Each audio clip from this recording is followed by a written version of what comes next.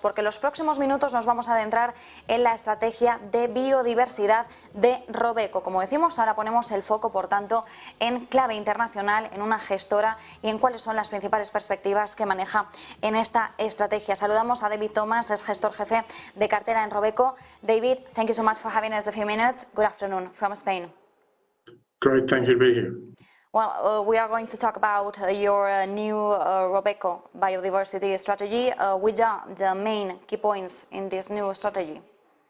Okay, so our new strategy is focused on investing in companies that we believe will benefit from the transition to a nature-positive world. Those businesses that support the use of natural resources and ecosystems, as well as technologies, products and services that help reduce biodiversity threats or restore natural habitats, will be the future winners. Our focus is to invest in industries and sectors which have caused the greatest loss to biodiversity, as the solutions and changes in practices required will come from those industries. We genuinely believe that to be able to influence outcomes around biodiversity, it is not acceptable just to have a low biodiversity footprint. That leads to investments in software, insurers and telecommunications, which may have a low impact on biodiversity, but does little to arrest the decline. Microsoft and Alphabet are great companies, but we don't think have a place in a biodiversity fund. The strategy went live in November. It is a high conviction fund, which we've launched with just 40 names, with the portfolio covering from investments across the globe, from Sydney to Shanghai to Stockholm to Chicago. The strategy is set up as an Article 9 fund under SFDR classifications, which means that all investments must meet Robeco's sustainable investment hurdles. The fund has two goals: to deliver alpha and support the transition to a nature-positive world. Of course, we talk about sustainable land use, but we talk about a lot of more things. What does this investment universe include?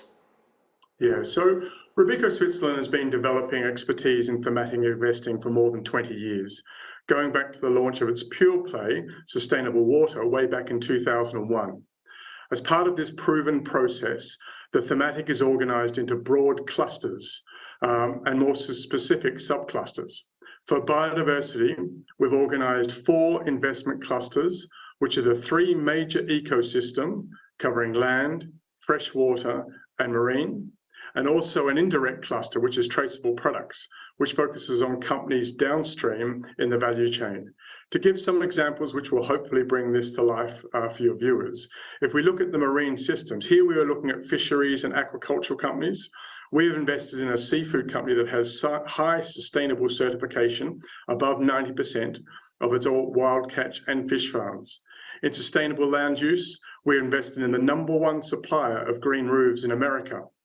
Our focus on freshwater networks has us invested in companies that are focused on the treatment of wastewater and decontamination services.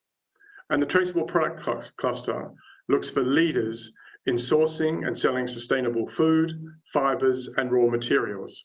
A standout in this area is a luxury goods leader with 100% of its materials sustainably sourced, and it has its own biodiversity strategy, which was to be net positive by 2025.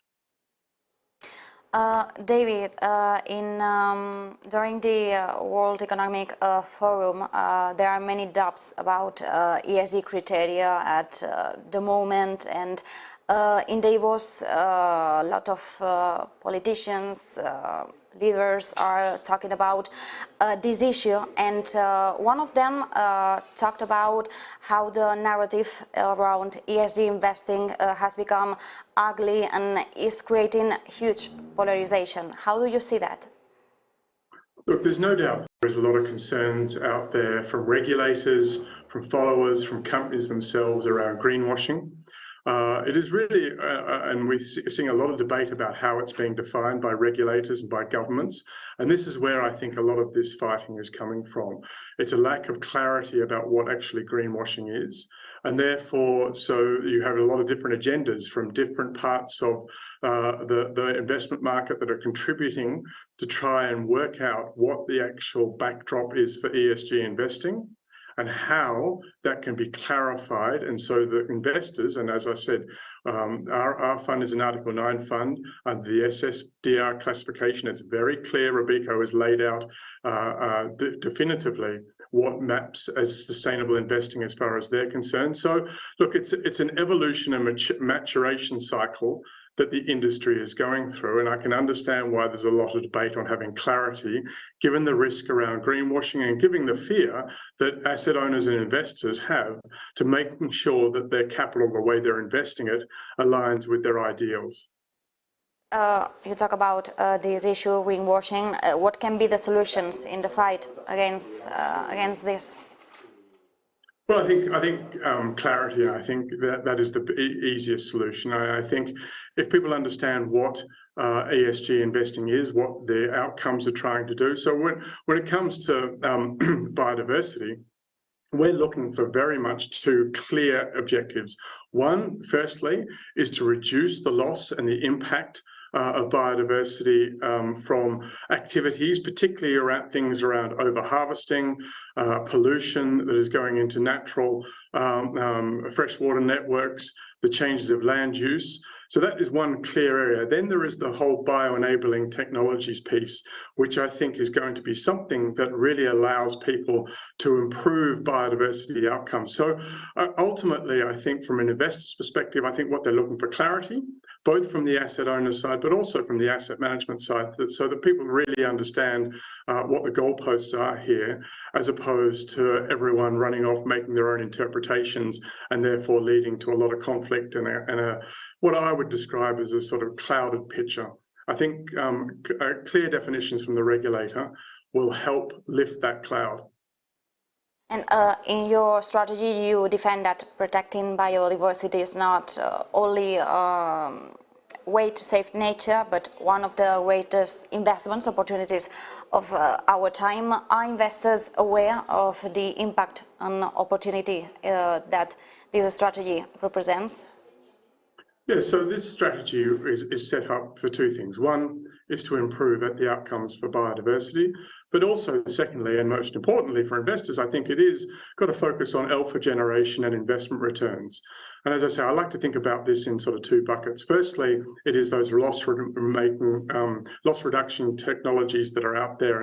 And by that I mean, if you have a look at some of the high risk commodities, palm oil, soy, pulp, natural rubber, seafood, which now all have independent bodies certifying the production of those. So the companies that source sustainably, we think are going to have ensured access to markets. As you've seen, the EU has already put restrictions in for products that can't be claimed as deforestation free. It reduces regulatory risk, it locks in supply chains, and we think will build up trust and market share. The second area that we think is going to be really exciting for investors, and part of the reason why this fund has been put in partnership with the World Wildlife Fund of the Netherlands, is that there is going to be a huge investment in bioenabling technologies and restoration technologies. The World Economic Forum, as you mentioned earlier, has identified up to 10 trillion of business opportunities between now and 2030 that will help improve nature outcomes. And that relationship with us, with the World Wildlife Fund, who have boots on the ground all over the globe to see these technologies in practice, we think will allow us to be able to be at the forefront so we can invest early, an early stage investment, to be able to generate those investment returns that we know that clients are looking for, as well as hopefully deliver the impact that is required for this fund. David Thomas from Robeco, thank you so much for this perspective and this strategy. Thank you. It was a pleasure talking to you. Thank you very much. Pues nos quedamos con, como decimos, con esa